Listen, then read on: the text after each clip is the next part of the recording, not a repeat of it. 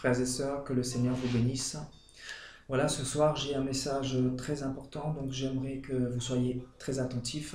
Voilà, le thème de mon message ce soir, c'est le jugement commencera par la maison de Dieu, notamment les chrétiens.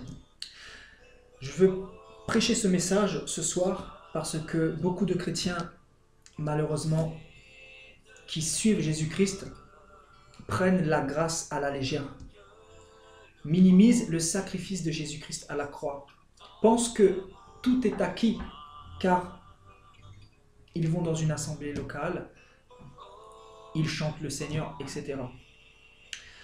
Je veux rappeler aux chrétiens que le Dieu de la Bible est un Dieu saint, est un Dieu juste. Il appelle le pécheur à se repentir. Il ne fait que ça.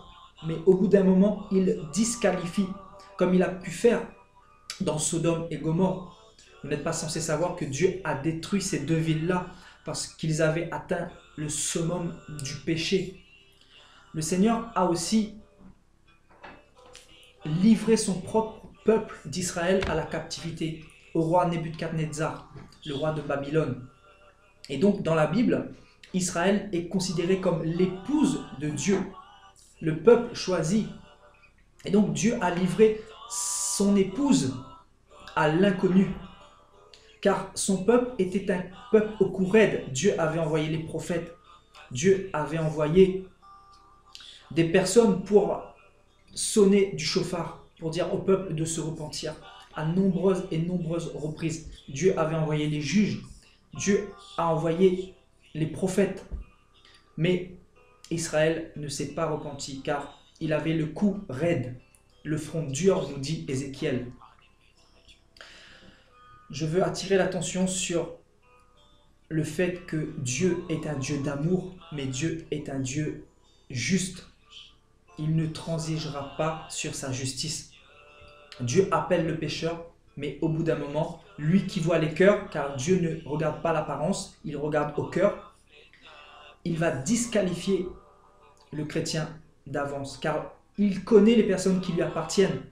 Il y a des personnes qui ne voudront jamais changer, car ils ne veulent pas du Seigneur. La Bible dit qu'ils n'appartiennent pas au Seigneur. La parole nous parle du blé et de l'ivraie.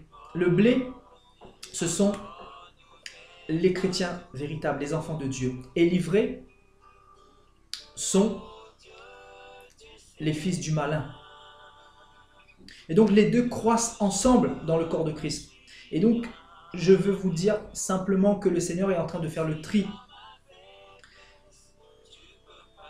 Le Seigneur a dit: je suis venu apporter l'épée et non la paix.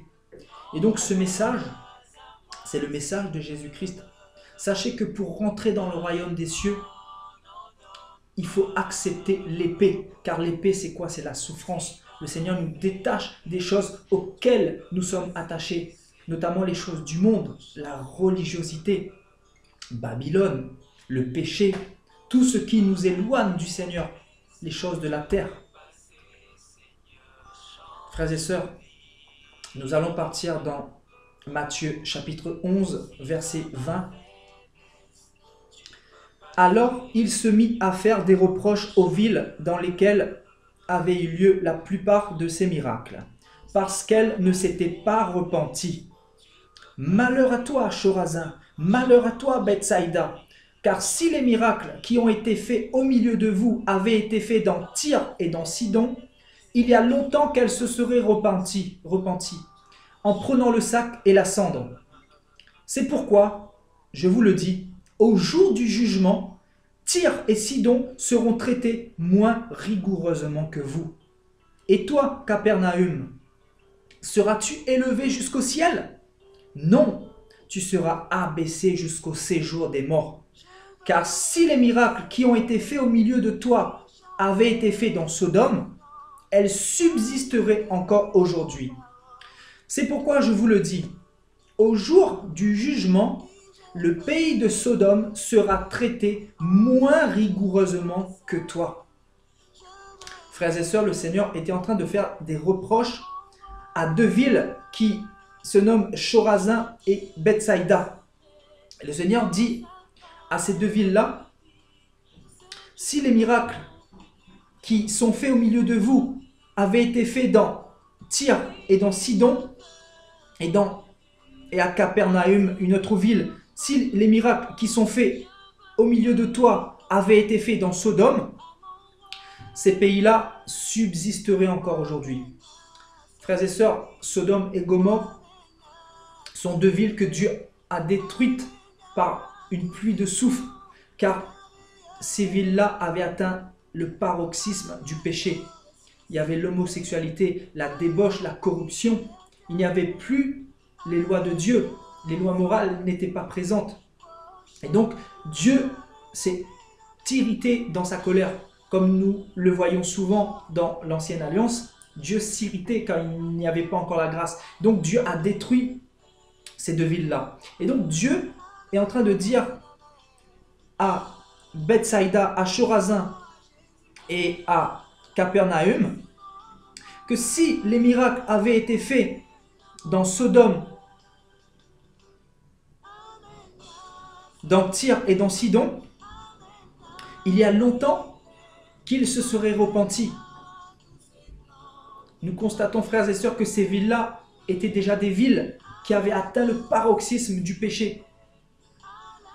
Et donc, ils étaient endurcis de cœur, littéralement. Là, le Seigneur est en train de dire à Capernaum, aux villes qui ont vu les miracles du Seigneur, notamment Chorazin, Bethsaïda et Capernaum, ils ont pu voir les morts ressuscités.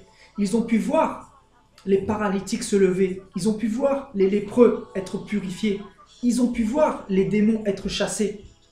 Mais la Bible nous dit qu'ils sont encore plus endurcis que les peuples qui n'ont pas vu les miracles du Seigneur, du Messie. Et donc le Seigneur dit, au jour du jugement, vous serez traités plus sévèrement que les villes que j'ai frappées auparavant. Les villes qui n'ont pas vu les miracles que j'ai faits et que vous avez vus.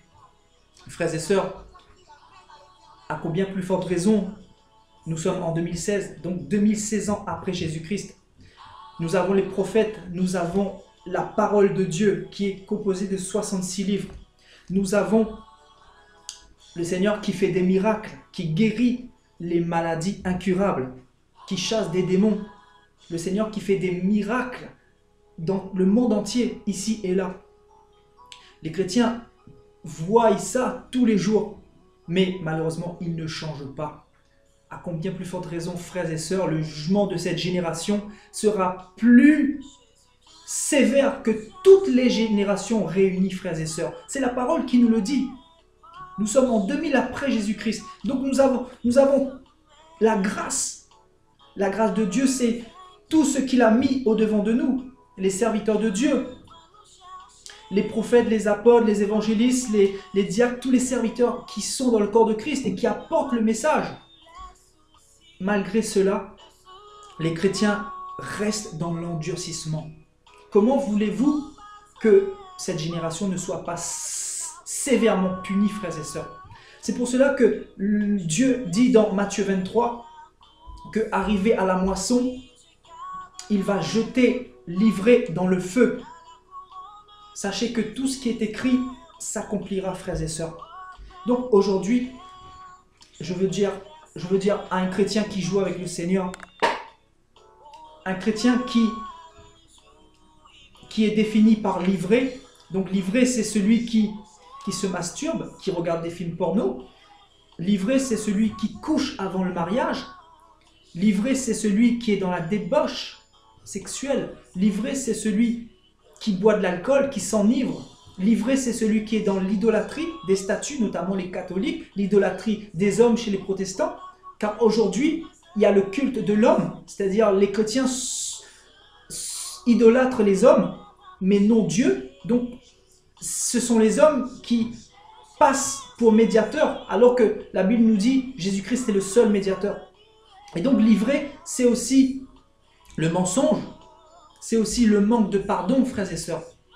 L'ivraie, c'est toutes ces choses, c'est le péché. Donc, le Seigneur est en train de faire le tri entre ses vrais enfants et les enfants qui appartiennent au malin. Car tous ne seront pas sauvés.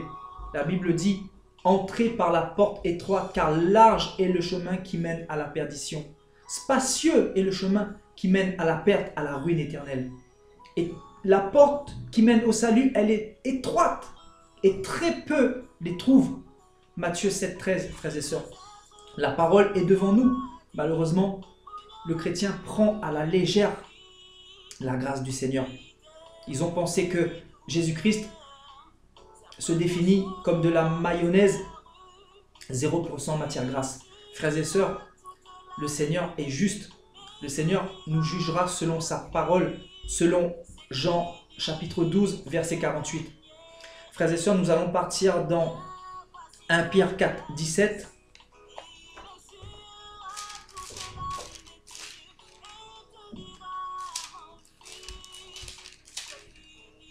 1 Pierre 4, 17. Car c'est le moment où le jugement va commencer par la maison de Dieu. Or, si c'est par nous qu'il commence, quelle sera la fin de ceux qui n'obéissent pas à l'évangile de Dieu? Et si le juste se sauve avec peine, que deviendront l'impie et le pécheur? Ainsi que ceux qui souffrent selon la volonté de Dieu remettent leur âme fidèle au fidèle Créateur en faisant ce qui est bien. Frères et sœurs, le jugement, nous dit la parole, va commencer par la maison de Dieu. Car les chrétiens ont reçu la parole, ont reçu la lumière. La lumière est venue jusqu'à eux. Mais ils ne l'ont pas reçue. Ils n'ont pas porté la lumière à leurs pieds pour les éclairer afin qu'ils puissent se repentir. Et donc, ils n'ont aucun prétexte. Le chrétien n'a aucun prétexte. Dieu va plus prétexter un païen, quelqu'un qui est dans le monde, qu'un chrétien. Car le chrétien, lui, il a reçu un minimum. Il a reçu la grâce, il a reçu la connaissance. Bien qu'il n'ait pas été éclairé, mais il a refusé de voir avec ses yeux. Donc le Seigneur va juger plus sévèrement les chrétiens, les enfants de Dieu. Et le jugement va commencer dans la maison de Dieu. Et donc la Bible nous dit, et si le juste se sauve avec peine, frères et sœurs, vous qui prenez la grâce du Seigneur à la légère, vous qui croyez que tout est acquis en Jésus-Christ, car Dieu est mort une fois pour toutes et nous a donné la vie éternelle. Vous qui croyez que notre Seigneur est un Dieu d'amour. Oui, il est un Dieu d'amour, mais il est aussi un Dieu juste. Et c'est sa parole qui va nous juger. Et donc, si le juste se sauve avec peine, que deviendront l'impie et le pécheur, frères et sœurs? Que deviendra le pécheur? Celui qui perdure dans le péché. Lui qui sait que le péché tue, que le péché n'est pas bien, car Dieu nous a donné la connaissance du bien et du mal. Donc, tous n'auront aucun prétexte au jour du jugement, frères et sœurs. Personne n'aura de prétexte devant Dieu.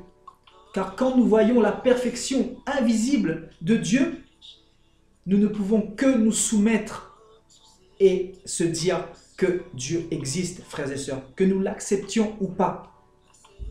Regardez le corps humain, comment il a été formé, frères et sœurs. Est-ce que